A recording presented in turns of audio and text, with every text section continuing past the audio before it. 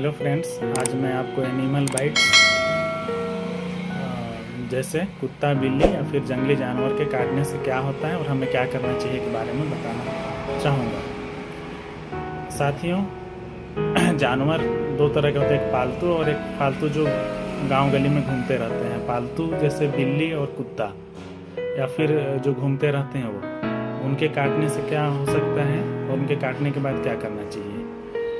यहाँ पे ध्यान देने वाली बात यह है कि पालतू कुत्ता, बिल्ली हो या फिर गली में घूमने वाले या फिर जंगली जानवर, किसी के भी काटने या फिर उनके नाखून से इतना स्क्रब हो जाए हमारी स्किन में कि जहाँ से ऊपर का स्किन हमारा हट जाए या फिर ब्लीडिंग हो जाए, तो उसका सिर्फ एक ही उपाय है कि हम तत्काल हॉस्पिटल जाएं और एंटी रेबीज वैक्सीन जैसा डॉक्टर बताते हैं, फर्स्ट दिन, 3 दिन, 7 दिन, 14 दिन में जो भी डोज रहता है, जैसा निर्धारित करते हैं वैसे हमको लगवाना चाहिए।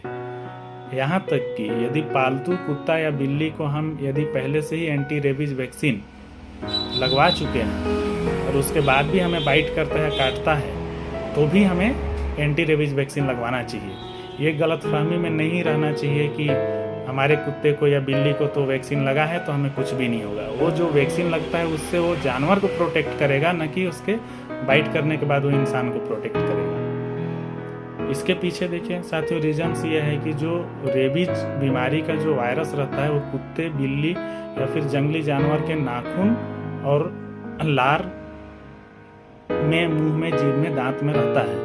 यदि हमें वो बाइट करता है या फिर नाखून से स्क्रब करता है तो हमारी त्वचा का बाहरी परत हट जाता है, और यदि उसके लार में या नाखून में रेबीज का वायरस रहेगा तो वहाँ पे छोड़ देगा, और चूंकि त्वचा हट गया रहेगा तो जो रेबीज का जो वायरस है वो हमारे स्किन से होते हुए नर्व तक पहुँचेगा और हमारे नर्व सेल को डैमेज करेगा, फिर बीमारी को बढ़ाएगा।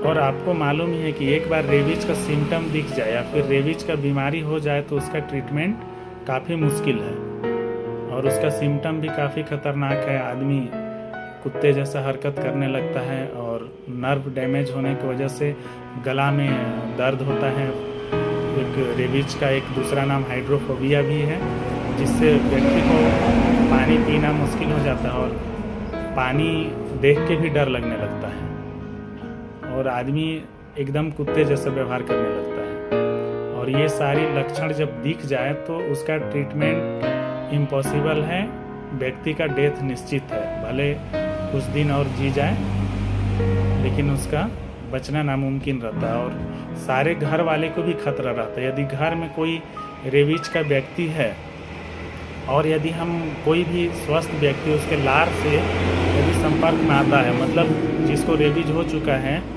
उसके लार यदि कोई भी स्वस्थ व्यक्ति के ऐसे बॉडी के ऐसे हिस्सा में यदि पड़ता है जहाँ पे वहाँ स्किन हटा हुआ हो या ब्लीडिंग हो रहा हो, तो उसको भी वो बीमारी जाने का या उसको भी संक्रमण लगने का पूरा खतरा रहता है। तो इसलिए जब भी कोई भी जंगली जानवर हो या घरेलू हो या फिर घूमने वाले कुत्ता, बिल्ली हो, यदि ऐसा स्क्रब करते हैं जिससे हमारे स्किन का बाहरी परत हट जाए या ब्लीडिंग हो जाए, तो हमें तत्काल हॉस्पिटल जाके निर्धारित रेबीज का डोज लगवाना चाहिए, एंटी रेबीज वैक्सीन को लगवाना चाहिए। और ज़्यादातर ग्रामीण क्षेत्र में ये देखने को मिलता है कि जब किसी को डॉग या बिल्ली बाइट करेगा, काटेगा, तो वो फिर क्या करते हैं, वो जाएंगे जड़ी बूटी कराएंगे और मस्त रहते हैं। साथियों, जड़ी बूटी से रेबीज से नहीं बचा जा सकता है। रेबीज का बचने का सिर्फ एक ही उपाय है, एंटी रेबीज वैक्सीन। अब मैं यहाँ पे बोल रहा हूँ, आप लोग बोलेंगे मैं तो ऐसा 50 केस बता दूंगा जो जड़ी बूटी करा के बिल्कुल स्वस्थ हैं, और आप बोल रहे हैं कि उसका सिर्फ वैक्सीन ही है।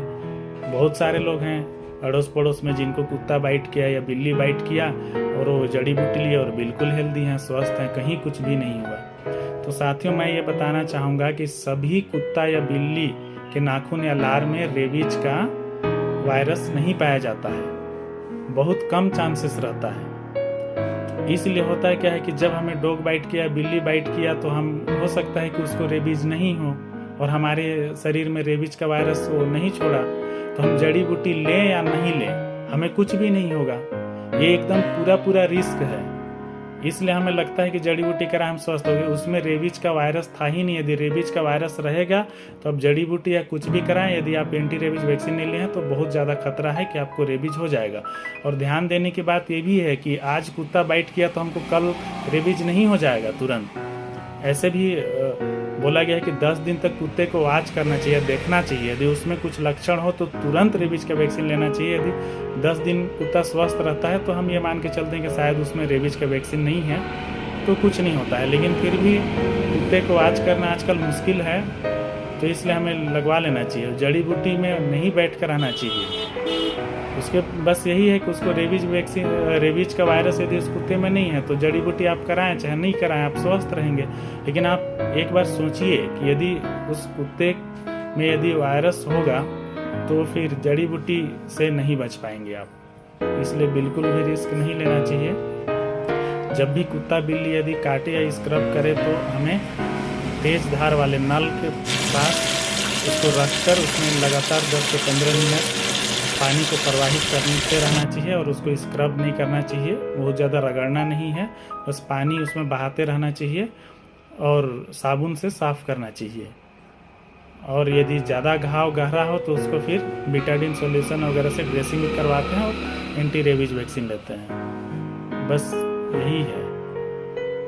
बाकी यदि बाइट करता है तो रेबीज वैक्सीन लेना कंपलसरी ही है।